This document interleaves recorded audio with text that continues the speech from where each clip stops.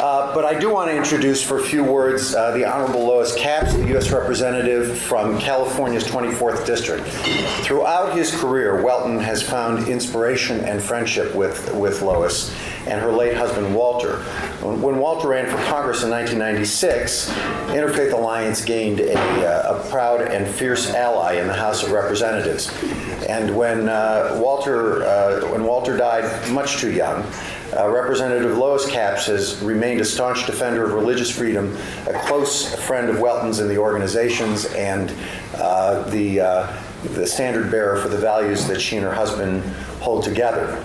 I know Lois through the pioneering work that she's done in Congress through Faith and Politics Institute, a remarkable organization that does sort of the flip side of the work that we're doing. But it's my great pleasure to introduce for a few words Representative Lois Capps.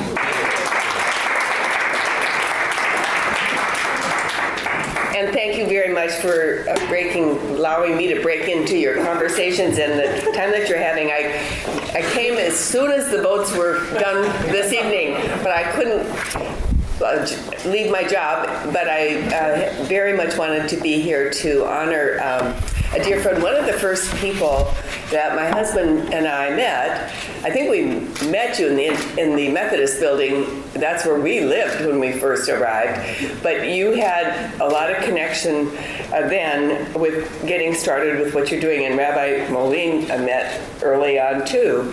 And so this celebration, it's hard to believe, but you're very much due and a celebration and also an opportunity to move on with your life, and it's a beautiful transition. I think everything is good here, but your leadership in both the faith communities and also the civic sphere is not common, and there aren't a lot of people who have put the worlds not together, separate, but in conversation, the way that you have, as you have protected the boundaries between religion and politics, if you want to put it in generic terms. I think you have done so while being a champion of individual rights and religious freedom. You've made such a great impact on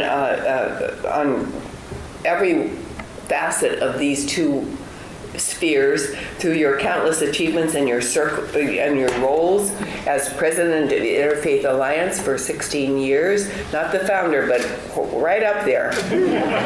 The author of many books touching on these topics, a radio host talking about these issues. All the while, as you just told me, you're going to continue for a little while longer, remaining a pastor in your hometown of Monroe, Louisiana. I'm sure others have said this evening, but the fact that you're more faithful to that than the members of Congress are to our districts going home every weekend, as we do. And you have quite a ways to go. Your achievements have just been fabulous. I'm thinking of the Office of Faith-Based and Neighborhood Partnerships, although I have to chuckle a little when I say it because I think you're on it to fix it, or maybe, I don't know, do away with it. Maybe you've talked about that already. I just know that it's a complicated, we're in a conversation in this country, right? And you have been at the forefront of the various ways that we have done this, partnership and the relationship between government and religion and community groups for the delivery of social services. There's a nexus there, but there are also boundaries. And if there's anyone in this country who is good at the boundaries and the understanding between the various communities, it's you. You've really been a pioneer. And you do this while continuing your faith tradition in a very real way. I think that may be a secret to how you've been able to do it in so authentically. The group here, and some were leaving, so I know I'm at the tail end of it. You've had such an impact on so many of us in this town and in the various spheres in which you have been so significant.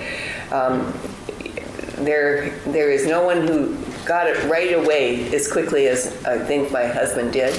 And now, as you reminded me, that you have a sort of West Coast presence with the center that's named for him at the University of California in Santa Barbara. And we've tried very hard, I'm at a distance from it, to fulfill that spirit, the same one that Walter had, that you have. You were kinsfolk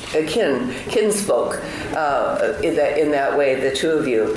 So my family, our family, and all of us here want to thank you for your service, for the role model that you've provided for us, and wish you the very best in your next venture.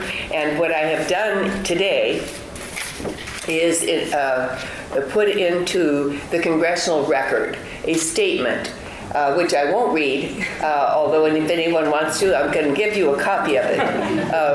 They can.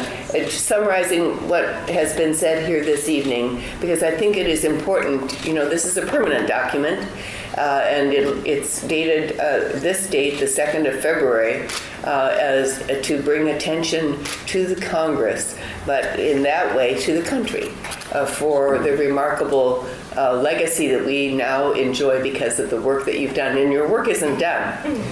So it's not that kind of finished product. It's an ongoing thing, and it will continue in the leadership that this organization will continue to provide. But I wanted to give you this and to give my personal thank you for what you have accomplished. It's remarkable.